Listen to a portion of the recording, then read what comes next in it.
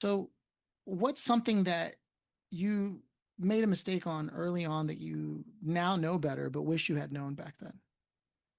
Oh God, so many. Where to start? um, Definitely over rehearsing. Um, Back in the early days, we were like, one of the tightest. I had one of the tightest bands in Queens, at least in my area. But we spent too much time doing that, and not enough time promoting. And this was also this, in the early 2010s.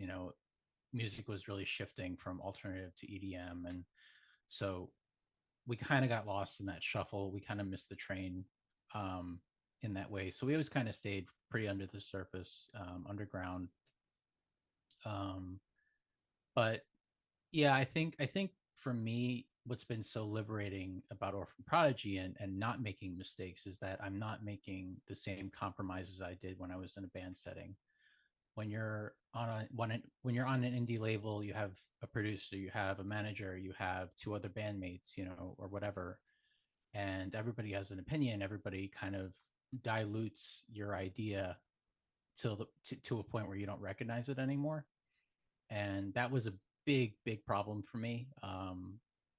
The only saving grace I think was performing live, because everything is more fluid that way, and you kind of forget that you have this whole concept and idea in your head about what what things should be like. And with Medication for a Modern World and Orphan Prodigy, I really was able to take the time to craft, like as you mentioned, meticulously, and not surrender any of my creativity to anyone.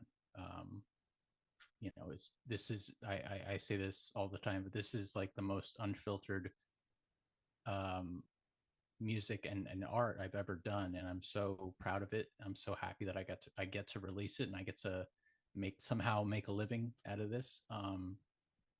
And I couldn't be more grateful to not make those same mistakes.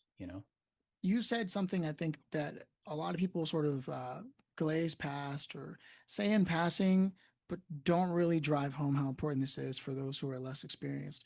And because you have the experience, I'd love to go deeper on that.